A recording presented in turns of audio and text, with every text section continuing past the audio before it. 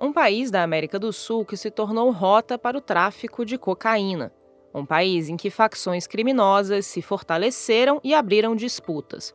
Um país que enfrenta uma escalada da violência, com massacres em presídios e disparada dos índices de homicídio. Um país que agora responde com uma declaração de guerra. Eu sou a Letícia Arcoverde e esse é o Durma Com Essa, o podcast de notícias do Nexo.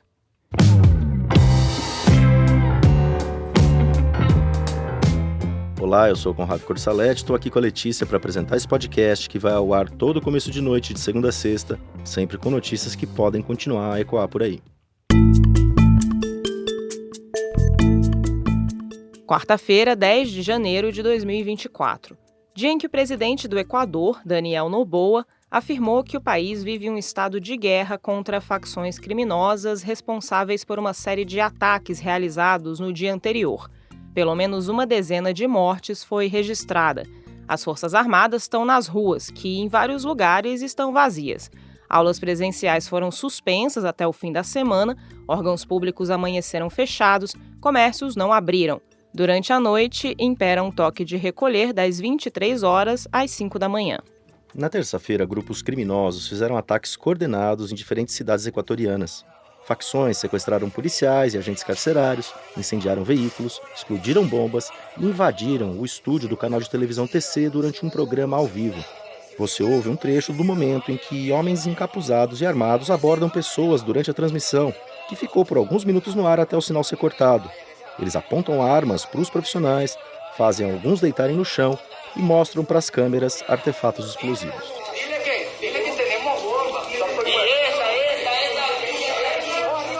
A polícia entrou no prédio e prendeu 13 invasores. Não houve mortes. O atentado aconteceu na cidade de Guayaquil, que é um epicentro dessa onda de violência.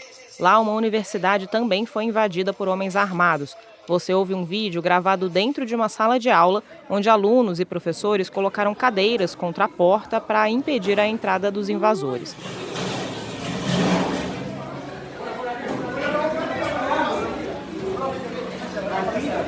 Ainda na terça-feira, o Daniel Noboa publicou um decreto declarando que o país está vivendo um conflito armado interno. O documento identifica 22 organizações criminosas como terroristas e ordena às Forças Armadas executar operações para neutralizá-las. Na prática, isso é uma declaração de guerra contra as facções criminosas, permitindo que o Estado promova ações bélicas. Noboa disse nesta quarta que esses grupos são considerados agora alvos militares e que ele é o comandante dessa operação, apesar de decisões táticas ficarem nas mãos das Forças Armadas. Num artigo publicado na Folha de São Paulo, o jornalista João Paulo Charlot, que foi repórter especial aqui do Nexo, explicou que essa medida dá aos militares a permissão para não moderar o uso da força a padrões policiais. Com isso, eles podem encarar os membros das facções como combatentes de guerra, o que deve fazer aumentar os números de mortos e feridos em confrontos. Isso porque numa guerra o outro lado é visto como alvo legítimo e não como alguém que deveria ser preso e julgado.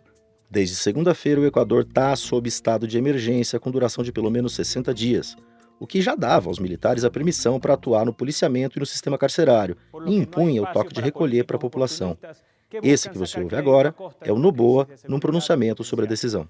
Nosotros no vamos a negociar con terroristas, ni descansaremos hasta devolverle la paz a todos los ecuatorianos. Esse estado de emergência foi declarado após o governo identificar a fuga da prisão de José Adolfo Macias Villamar, conhecido como Fito.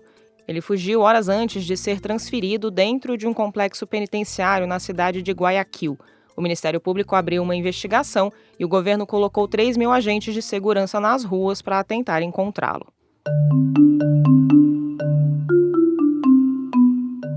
O Fito é considerado um dos mais perigosos criminosos do Equador.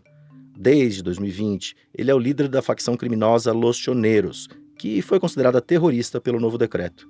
Fito assumiu esse comando da prisão. Em 2011, ele foi condenado a 34 anos por crime organizado, narcotráfico e homicídio.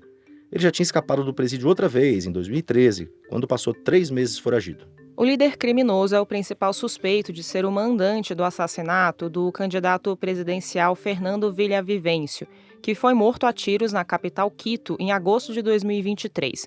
A campanha eleitoral do ano passado, na qual o Noboa foi eleito, foi bastante violenta, com a morte de outros candidatos e políticos. Noboa assumiu o comando do país em novembro de 2023 e, aos 36 anos, é o presidente mais jovem da história do Equador.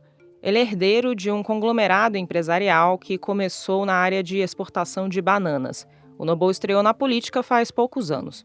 O presidente do Equador tem um perfil de direita e, durante a campanha, prometeu a construção de navios-prisões para tentar controlar o sistema carcerário. O governo dele fez uma operação no judiciário contra funcionários do alto escalão suspeitos de terem vínculo com as facções. Nesse início de 2024, o Noboa anunciou a construção de 2 megaprisões de segurança máxima, ao estilo das construídas pelo presidente de El Salvador, Nayib Bukele, que tem uma política linha dura e bastante letal contra as facções criminosas. O presidente equatoriano também propôs um plebiscito sobre mudanças para endurecer a legislação contra crimes como tráfico, homicídio e lavagem de dinheiro. A professora de Relações Internacionais Carla Alvarez, do Instituto de Altos Estudos Nacionais, uma universidade equatoriana, disse ao Nexo que o crime está embrenhado em esferas de poder do Equador. Abre aspas para ela. O problema reside no fato do crime ter se infiltrado nas instituições encarregadas de fazer cumprir a lei, como polícia e forças armadas. Isso implica que não está tão claro quem são os bandidos e quem são os mocinhos. Fecha aspas. A organização criminosa comandada pelo Fito, a Los Choneros, surgiu nos anos 90 na cidade de Chone. O grupo dava apoio armado a organizações colombianas que traficavam drogas para o México e para os Estados Unidos, além de países da Europa. 2 décadas depois, eles se tornaram a maior facção criminosa do sistema prisional equatoriano e a mais violenta do país. O grupo tem relações com facções e cartéis na Colômbia e no México, presença permanente em penitenciárias de todo o Equador e operações em várias cidades. A população carcerária equatoriana é de cerca de 31 mil pessoas, e uma estimativa de um relatório governamental de 2021 dava conta de que mais de 1/3 dos presos tinha vínculo com os Los Choneros.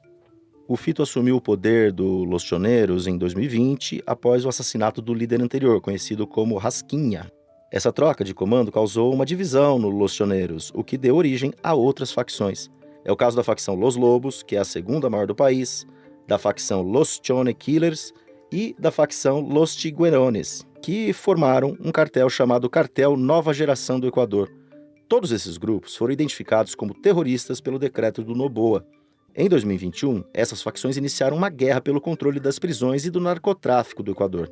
Isso levou a uma série de massacres em presídios. Entre o início de 2021 e julho de 2023, quase 500 pessoas morreram dessa forma.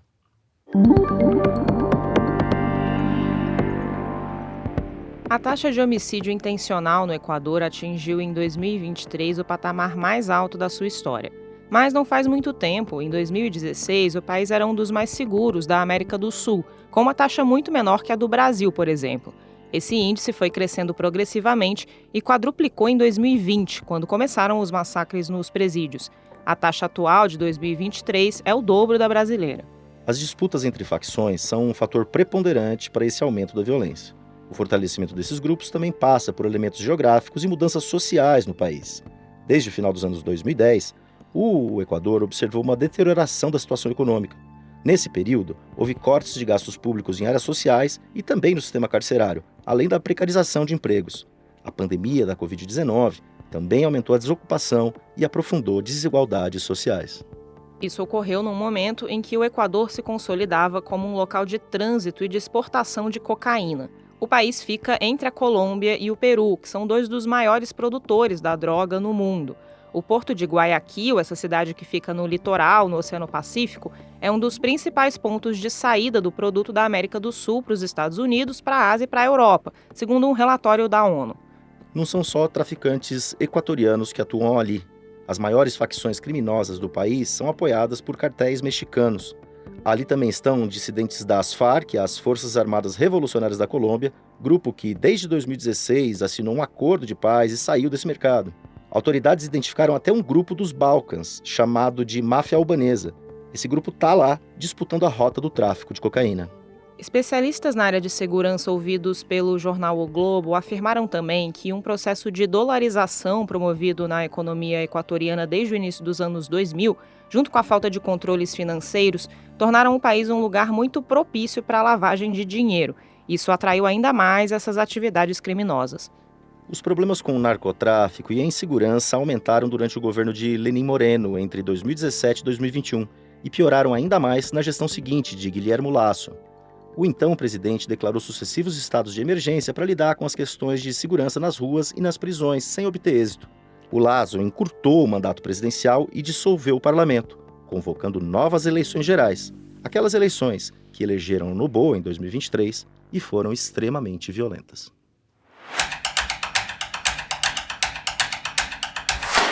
O governo de Luiz Inácio Lula da Silva anunciou na virada do ano uma nova política para a indústria automotiva brasileira, que traz um conjunto de ações que tentam combinar os objetivos de descarbonização com estímulos para o setor. O Marcelo Rubissek escreveu sobre o tema. Marcelo, quais os principais pontos desse novo programa? Bom, o Programa Mobilidade Verde e Inovação, chamado também de Programa Mover, tenta reduzir as emissões de gases de efeito estufa da frota de carros do Brasil. É claro que a primeira coisa que vem à mente quando a gente fala isso é carro elétrico. Mas a medida provisória que o governo publicou não fala explicitamente em nenhum tipo de modelo específico de carro. Um dos pilares do programa é que os carros, desde que sejam produzidos no Brasil, vão poder ter um incentivo fiscal se cumprirem certas metas de descarbonização. Em outras palavras, os carros que emitirem menos vão ter um incentivo fiscal. E os carros que emitirem mais vão ter uma espécie de punição. Então se espera que carros como elétricos ou híbridos, aqueles com bateria e tanque a álcool, por exemplo, acabem sendo beneficiados. Fora isso, tem também um incentivo fiscal para pesquisa e desenvolvimento, que vai ser bancado, em parte, pelo aumento dos impostos sobre importação de carros elétricos, que já está valendo desde o começo de janeiro. E quais as críticas a ele? Acho que tem alguns pontos importantes aí. Um deles é, por exemplo, a ideia de você ter um programa de descarbonização que usa como uma das fontes de financiamento justamente uma taxa sobre importação de carros elétricos. Mas o governo deixa claro que tem mesmo esse objetivo de usar esse programa como incentivo para que as montadoras comecem a produzir esses carros aqui no Brasil. E aí a gente chega num outro ponto central que tem muito economista falando sobre isso, que é a ideia de que o programa, por mais que ele seja verde, ele repete fórmulas de vários outros programas para carros que foram feitos nas últimas décadas no Brasil. E aí, principalmente, a taxação de importações e a concessão de benefícios fiscais. Existe toda uma discussão entre economistas sobre qual é, de fato, a eficiência desse tipo de política. Ainda mais no setor automotivo, que é um setor que, historicamente, recebe bastante incentivo do governo, desde lá dos anos 50, no governo do Juscelino Kubitschek. O texto do Marcelo Rubissek você lê no nexojornal.com.br. Da escalada de violência no Equador aos incentivos à indústria automotiva no Brasil, durma com essa. Com roteiro, apresentação e produção de Letícia Arcoverde, apresentação de Conrado Corsalete, edição de texto de Suzana Souza, colaboração de Marcelo Montanini, participação de Marcelo Rubissek e edição de áudio de Pedro Pastoriz, termina aqui mais um Durma com essa. Até amanhã.